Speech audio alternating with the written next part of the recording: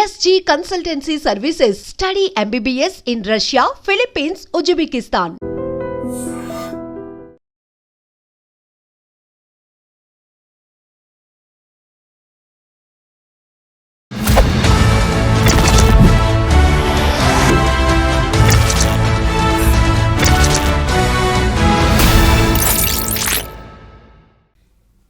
Welcome to I dream trending topic. నేను మీ Rajanirama, public speaker and motivational speaker.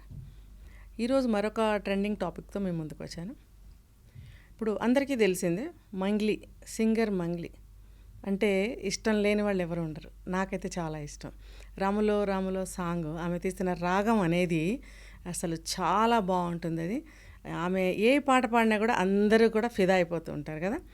సరే, మరి ఒక మనిషి అన్న తర్వాత తెలుసో తెలియకో పొరపాట్లు జరుగుతూ ఉంటాయి. తప్పు వేరు, పొరపాటు వేరు కదా. మరి ఒక మనిషి పొరపాటు జరిగితే ఎందుకు మన సమాజంలో వాళ్ళందరూ కూడా తలోక వైపు నుంచి ఆమెను లాగాలని ప్రయత్నిస్తారు కిందకి. అయితే మనకి డే 1లో వచ్చిన సమాచారం వేరు, ఓకే, ఇప్పుడు వస్తున్న సమాచారం వేరు. ఏ కేసు అయినా తీసుకుంటే ఇన్వెస్టిగేషన్ చేసే కొద్దీ దాని విషయాలు ఇంకా అప్డేట్స్ తెలుస్తూ ఉంటాయన్నమాట మనకి. ప్రస్తుతం అయితే మంగ్లీ గారు చెప్పినటువంటి విషయం ఏంటంటే, నాకు నిజంగా అందులో ఉన్నటువంటి కొన్ని విషయాలు తెలియవు. అవేమిటి అంటే, ఇప్పుడు ఒక ఫారిన్ లిక్కర్సే కానీ, డీజేలే కానీ ఇలాంటి అభ్యంతరకరమైన విషయాలు పెట్టుకోవడం వలన అది పర్మిషన్ తీసుకోకుండా చేయకూడదు అనేటువంటి అభ్యంతరాలు నాకు తెలియలేదు. తప్పయింది, సారీ అని పాపం ఆవిడ చెప్పినప్పుడు బాధ అనిపించింది.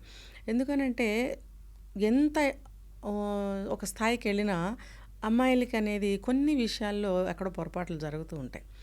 అయితే మన వాళ్ళు అందుకే ఉంటారు కదా, లాగి బయటికి లాగి బాధ పెట్టాలి.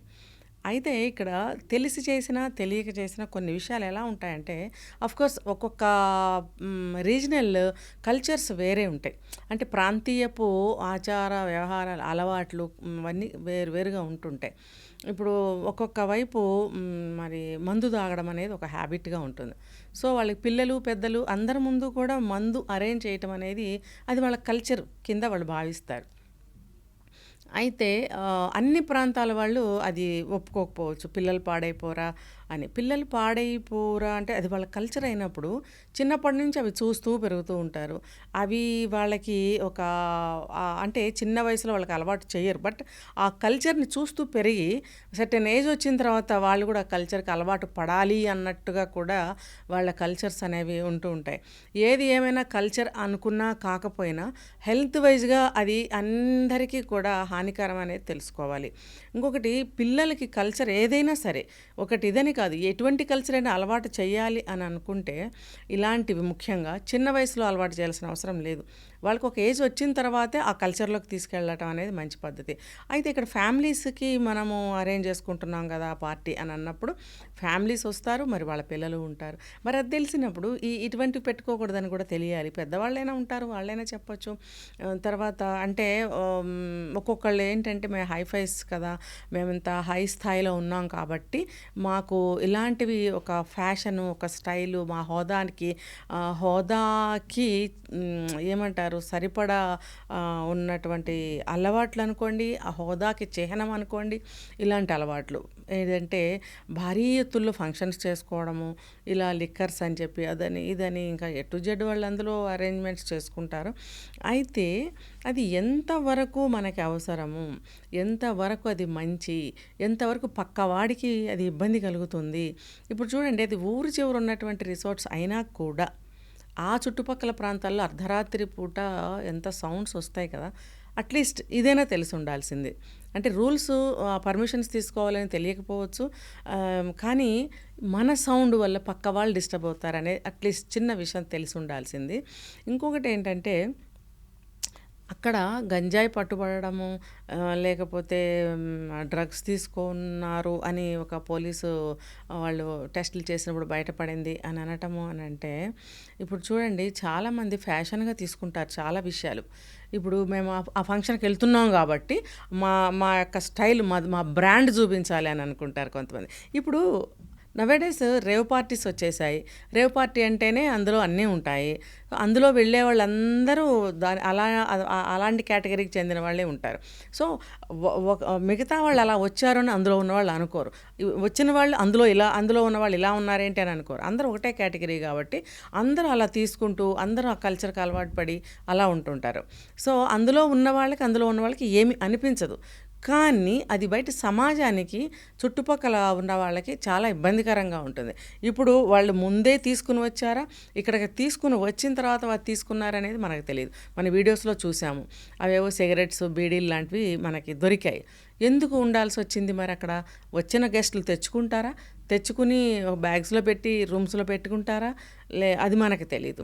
అయితే వీళ్ళు అరేంజ్ చేశారా మంగ్లీ వాళ్ళు అని అంటే, నాకు ఆ సీన్ చూసిన తర్వాత ఈవిడెందుకు అరేంజ్ చేస్తుంది అని అనిపించింది. అయితే నేను చెప్పాను కదా, ఫ్యాషన్గా ఫీల్ అవుతారు కొంతమంది. చూడండి, పాత సినిమాల్లో కానీ సినిమాల్లో ఎక్కడైనా కూడా సిగరెట్ కాల్చడం అనేది ఒక పెద్ద హీరోయిజము, ఒక ఫ్యాషన్ కింద చూపిస్తుంటారు. అది ఇంకొంచెం అడ్వాన్స్ అయిపోయి ఈ స్థాయికి వచ్చిందనమాట. సో ఈ డ్రగ్స్ తీసుకోవటము, గంజాయి తీసుకోవటం అనేది కూడా ఒక రాంటి ఫ్యాషన్ కింద ఫీల్ అవుతున్నారా? అందుకని చెప్పి స్పేర్ తెచ్చుకుని పెట్టుకున్నారా? మరి లేకపోతే ఎలా బయటపడ్డాయి? అంత రిచ్ ఏరియాల్లో ఆ బెడ్రూమ్స్లో ఒక బ్యాగ్ అడుగున అవి ఉండాల్సిన అవసరం ఏముంది? సో ఎవరో తెచ్చుకుని అది తీసుకుని ఉంటుంటారు. అందుకనే మన టెస్టుల్లో కూడా బయటపడింది. ఇంకపోతే ఏ బర్త్డే పార్టీ అయినా చూడండి, బర్త్డే పార్టీ అని తెగ ఈ మధ్య చేసుకుంటున్నారు కదా. ఎందుకో నాకు ఈ విషయం మీద అంత నచ్చదండి. అంటే నీకు నచ్చకపోతే మాకే అంటారేమో, ఆఫ్కోర్స్ ఎవరిష్టం వాళ్ళది, వ్యక్తిగతం చెప్పకూడదు. అయితే మనకి పుట్టినరోజులు అనేవి చిన్నపిల్లలు చేసుకుంటే ముద్దుగా ఉంటుంది.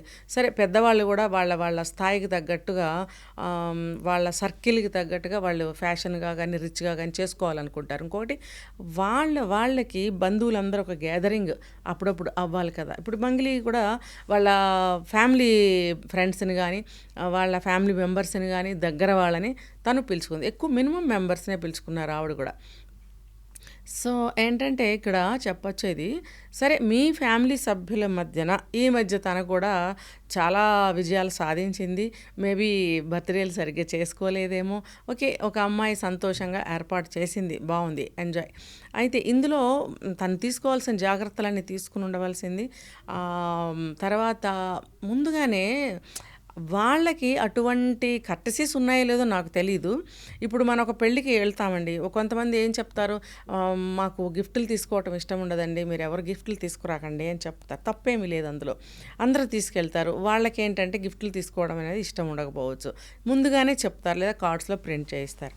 అలాగే ఇక్కడ కూడా మనకి ఎటువంటి అలవాట్లు ఉన్నా కానీ మనం నైస్గా పిల్లల మధ్యన, ఫ్యామిలీ మెంబర్స్ మధ్యన నేను బర్త్డే సెలబ్రేట్ చేసుకుంటున్నాను, ఇంకోటి అందరూ తనకు దగ్గర వాళ్ళే కాబట్టి చెప్పుకోవచ్చు, మీరు ఇలాంటి గంజాయిలు కానీ ఇలాంటి డ్రగ్స్ కానీ మనం ఇక్కడ వాడొద్దు, మనం ఈ కేవలం బర్త్డే పార్టీకి సంబంధించిన లిక్కర్సో ఇంకా ఉంటాయి కదా వాళ్ళకి, అవి మాత్రమే మనం సెలబ్రేట్ చేసుకుందామని తను దగ్గర వాళ్ళకి చెప్పుకునే అవకాశం ఉంది, చెప్పుకోవచ్చు.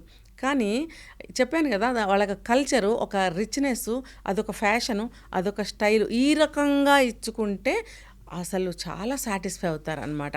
ఆ సాటిస్ఫాక్షన్ కోసం ఎన్ని అడ్వాన్స్డ్ స్టెప్స్కి వెళ్తున్నారంటే, ఇప్పుడు సెలబ్రిటీసే కావచ్చు, ఇప్పుడు మామూలుగా యూత్ అందరూ కూడా దానికి అలవాటు పడిపోతున్నారు.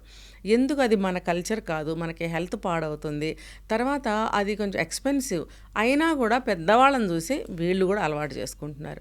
అంటే ఇప్పుడు ఇది బయట పడింది కాబట్టి ఈ మనకి సొసైటీకి ఈ పార్టీ వల్ల ఏం మెసేజ్ దొరికింది? ఇప్పుడు నేను మంగ్లీని అసలు తప్పు పట్టడం లేదు. ఓకే, వాళ్ళు ఎలా చేసుకోండి, కానీ బయటకు వచ్చింది కాబట్టి మనం అందరం విమర్శిస్తున్నాం, ఇలా మాట్లాడుతున్నాం. తను తగిన జాగ్రత్తలు తీసుకుని వాళ్ళు అక్కడ పార్టీలు చేసుకుంటే సమాజానికి వచ్చిన ఇబ్బంది ఏమీ లేదు. ఇప్పుడు ఎన్నో రకాల పార్టీలు జరుగుతున్నాయి, రేవ్ పార్టీలు జరుగుతున్నాయి, పబ్బులు, అవి ఇవి, దాబాలు, కాదేది అనర్హం అన్నట్టుగా ప్రతి ప్లేస్లోనూ ఈ పార్టీలు అనేవి, సెలబ్రేషన్స్ అనేవి చేసుకుంటున్నారు. చిన్న వాటికి సెలబ్రేషన్ ఓకే, ఒక మనిషి ఉత్సాహంగా, ఎంకరేజ్మెంట్గా, ఇంకా ఉత్సాహంగా ముందుకు వెళ్ళాలి లైఫ్లో అంటే అప్పుడప్పుడు చిన్న సెలబ్రేషన్స్ తప్పదు, కావాలి. కానీ ఒక మంచి, ఒక చెడు, నేను ఒక వీడియోలో చెప్పాను, ఒక మనిషి ఏ పని చేసినా సామాజికంగా కానీ, కుటుంబ పరంగా కానీ, వ్యక్తిగతంగా కానీ ఇంకా అఫీషియల్గా ఎక్కడైనా ఆఫీసుల్లో అక్కడ వర్క్ చేస్తుంటే కానీ మనం ఏ పని చేసినా వీళ్ళకి డిస్టర్బెన్స్ అవ్వకుండా, వాళ్ళకి చెడు అవ్వకుండా, వాళ్ళని బాధ కలిగించకుండా ఉండటం అనేది మంచి పద్ధతి. అదొక వన్ ఆఫ్ ద రూల్ అనమాట. సో మనం ఎప్పుడైనా సరే ఏ పని చేస్తున్నా సరే ఇవన్నీ ఆలోచించుకుని మనం చేయటం అనేది మంచి పద్ధతి. ఒకవేళ నాకు తెలియక చేశాను అని అన్నా కూడా మనం ఏం చేయాలంటే ఎవరినైనా సంప్రదించాలి. ఇలాంటివి చేసిన వాళ్ళు ఉండుంటారు కదా ముందు, ఏమైనా ఇలాంటి చేయాలనుకుంటున్నాను, ఏమైనా అబ్జెక్షన్స్ ఉంటాయా, ఏమైనా పర్మిషన్స్ తీసుకోవాలా, ఏమన్నా ఇందులో ఏమైనా పొరపాట్లు జరిగే అవకాశాలు ఉన్నాయని అడగచ్చు. అడిగి తెలుసుకుని ఇలాంటివి ముందుకు వెళ్ళాలని చెప్పి నేను ఒక సజెషన్ అనేది ఇవ్వాలనుకున్నాను ఈరోజు ఈ ట్రెండింగ్ టాపిక్ ద్వారా. ఓకే, నమస్తే అండి.